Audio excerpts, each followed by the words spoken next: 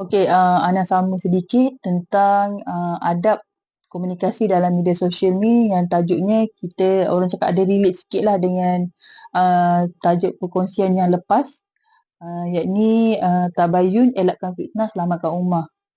Okey, yang mana dalam firman Allah Subhanahu Wa Taala dalam surah Al-Hujarat ayat 9, ayat 6, maafkan ayat 6, yakni yang membawa maksud, wahai orang-orang yang beriman, ya ayyuhallazina amanu, ya ayyuhallazina amanu, jika datang kepada kamu seorang fasik membawa sesuatu berita, maka selidikilah.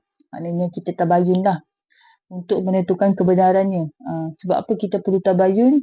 Untuk kita mencari kebenaran, untuk kita mencari tahap mana kesahihan sesuatu perkara tersebut. Maka supaya kamu tidak menipukan sesuatu kaum dengan perkara yang tidak diingini dengan sebab kejahilan kamu mengenainya. Maknanya kejahilan ni bukan maksudnya kita ni orang cakap kita menyebarkan ilmu yang salah tu, kita lah antara orang-orang jahil. Tak. Tapi untuk kita mengelakkan daripada kita dikategorikan sebagai seorang yang jahil dalam menyebarkan ilmu, dalam kita tahu, kita tak tahu ilmu tu tapi kita nak sebarkan juga, supaya orang lain boleh, orang cakap, memuji kita, macam tu. Itulah yang dikategorikan sebagai orang-orang yang apa ni, orang cakap jahil terhadap ilmu yang diketahui, sehingga menjadikan kamu menyesali apa yang kamu telah lakukan.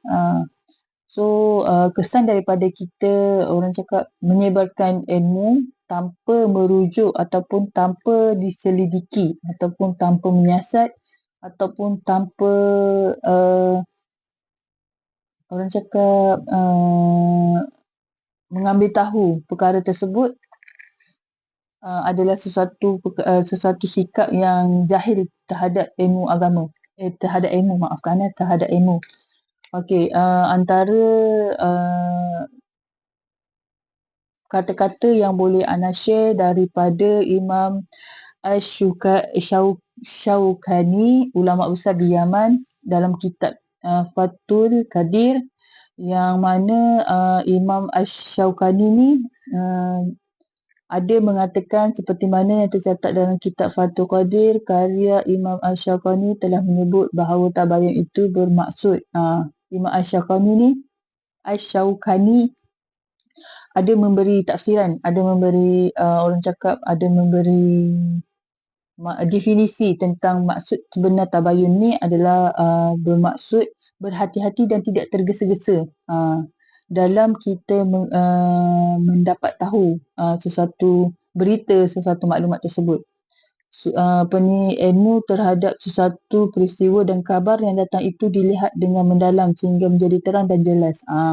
Itulah maksud sebenar-benarnya tabayun. Sekiranya datangnya kepada kamu sesuatu perkara ataupun sesuatu berita, hendaklah kita bertabayun.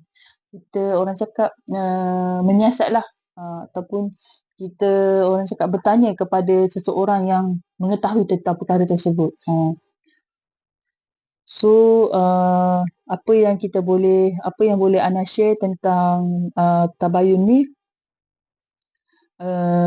dalam surah, di dalam, orang cakap, pesanan dalam Al-Quran, yang mana Datuk Dr. Fazlul Kamsah dan Fazlul Yusof ada menyebut di dalam buku mereka yang bertajuk 55 Petua Orang Berjaya, yang mana sedikitlah Ana baca potongan kata-kata. Sebenarnya kehebatan tanya bukan perkara baru. Maknanya kita bertanya bukan maksud kita ni, orang cakap, baru mengetahui perkara tersebut. Al-Quran sudah pun menyebut dengan jelas sepotong ayat yang bermaksud, oleh itu bertanyalah kamu kepada orang-orang yang berpengetahuan agama jika kamu tidak mengetahuinya. Dalam surah An-Nahlu ayat 11, yang mana apabila kita bertanyalah, sekiranya kita tidak tahu, maknanya kita bertanya ni bukannya bermaksud kita ni, orang cakap, orang yang bodoh, orang yang jahil terhadap ilmu agama, orang yang jahil terhadap orang yang tidak lambatlah Okey, antara perkara-perkara yang boleh kita amalkan dalam topik ini, dalam adab yang Ana share ni adalah antara amalan yang boleh kita amalkan adalah senyap dan tidak menjaja cerita yang kita dengari sebelum menyelidikinya terlebih dahulu. Tabayunlah. Tabayun apabila kita dah tahu sama ada kita nak menyebarkan sesuatu ilmu yang bermanfaat, okey, kita silakanlah. Kalau kita rasa benda tu cukup setakat untuk kita tahu saja, tak perlu orang cakap diketahui oleh orang lain, maka kita senyap. Supaya dapat kita menghindari mengeluarkan kenyataan yang belum tentu kesahihannya sehingga menyebabkan pergaduhan, pertikaman lidah dan bermasa muka yang berpanjangan. So bila kita tak mengetahui sesuatu berita, maksudnya kita bukan tak mengetahui, kita mengetahui tetapi tidak ada kesahihan dalam sesuatu maklumat yang kita ketahui, sesuatu perkara yang kita ketahui. Maka orang cakap kita senyap supaya kita dapat menghindari pertelingkahan, bermasam muka, pergaduhan tu semualah. Benda-benda yang orang cakap benda-benda yang negatif lah. Antara amalan yang kedua adalah menjaga hubungan dengan individu yang kita syak wasangka agar tidak timbul isu yang tidak sepatutnya. Okey. Okey, yang ini amatlah menjadi terkesanlah. Apabila kita orang cakap contohlah Ana ni baru mengenali seseorang ni, lepas tu datang kepada orang datang seseorang ni, si Fulanah ni datang kepada Ana, memberitahu kepada Ana tentang perkara tentang seseorang yang baru Ana kenali.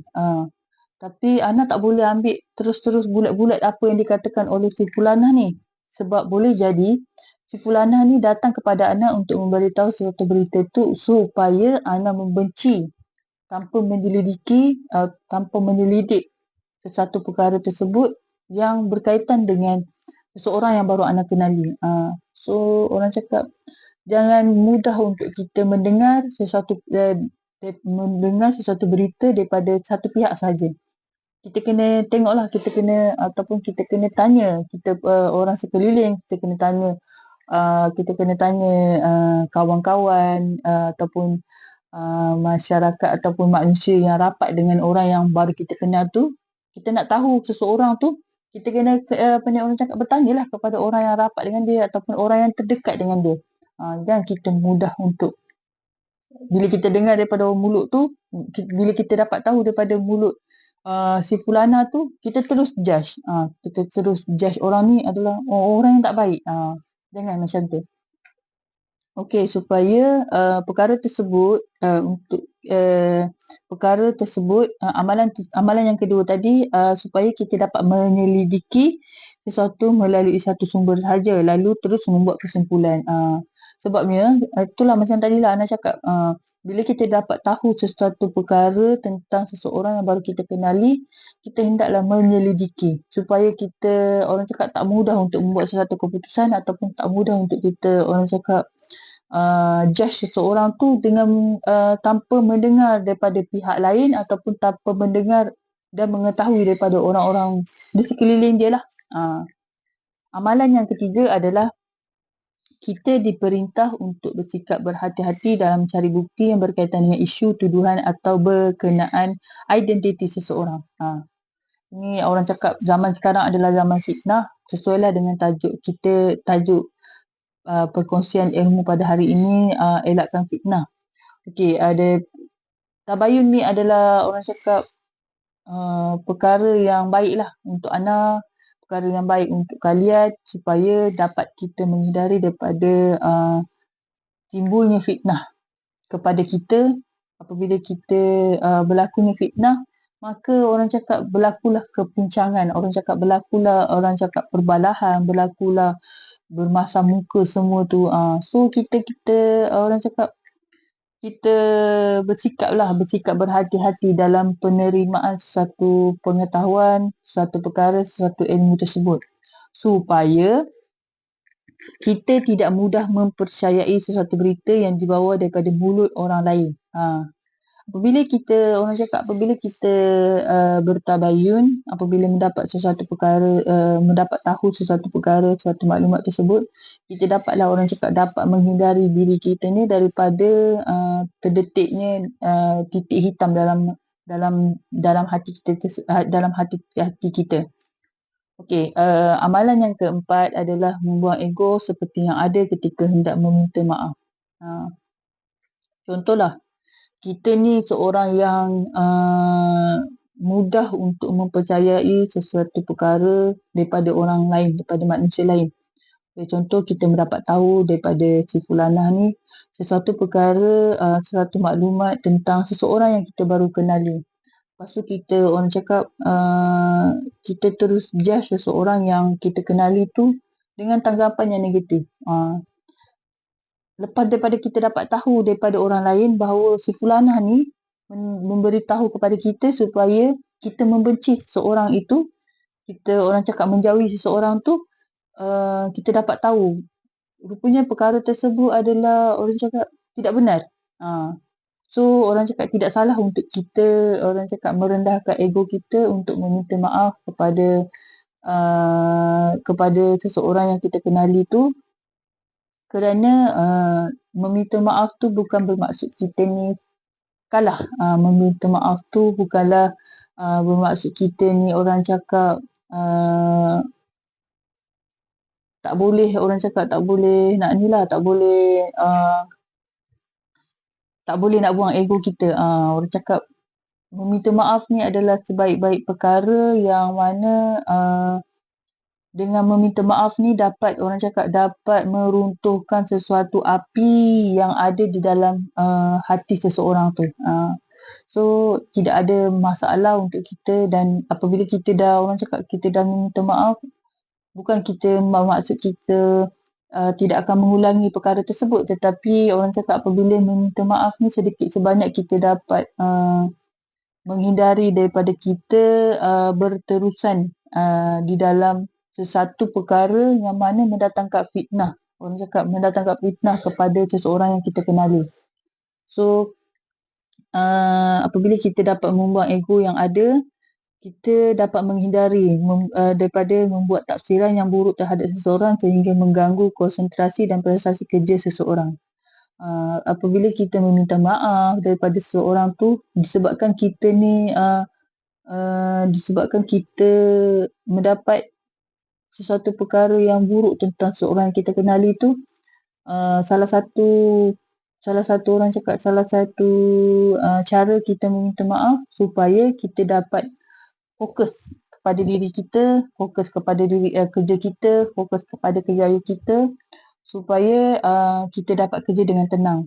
Kita minta maaf tu maksudnya bukannya kita 100% salah, tetapi sebenarnya kita ni lah, orang cakap, menghindari daripada kita berlakunya perbalahan, pergaduhan yang berpanjangan. Okey, antara amalan yang terakhir adalah melupakan persekentaan yang pernah berlaku sebelum ini dengan sentiasa senyum. Bila kita dah meminta maaf kepada orang yang kita fitnah tu, orang yang kita anggap dia negatif tu, sebab kita dengar daripada mulut orang lain tentang perkara, tentang perkara ataupun tentang sesuatu maklumat berkaitan dengan si dia tu. So, kita minta maaf supaya kita dapat melupakan perkara tersebut, dan pada keesokan harinya kita dapat menjalani hidup kita ni dengan senyuman.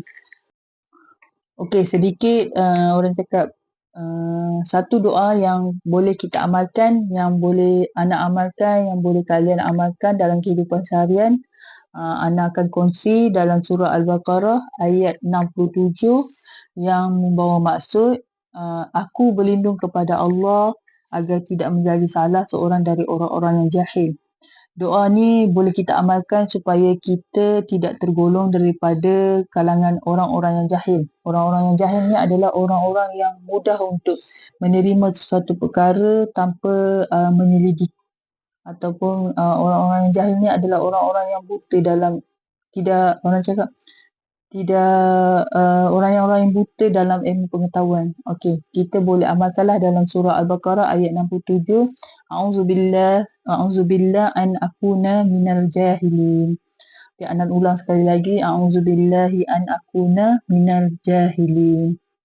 Okey, diharapkan perkongsian pada hari ini dapat memberi ibrah ataupun dapat memberi sedikitlah, tak banyak, kepada kalian untuk menambah ilmu pengetahuan supaya dapat menjadi rujukan kepada kalian ataupun dapat menjadi amalan kepada kalian dan seterusnya dapat menjadikan ilmu pengetahuan yang Ana kongsi ini dapat memberi, orang cakap, dapat memberi pahala jariah kepada Ana di masa akan datang sehinggalah orang cakap sehinggalah Ana menghembuskan nafas terakhir dan orang cakap dan dapat menjadikan pahala jariah kepada Ana di akhirat kelak.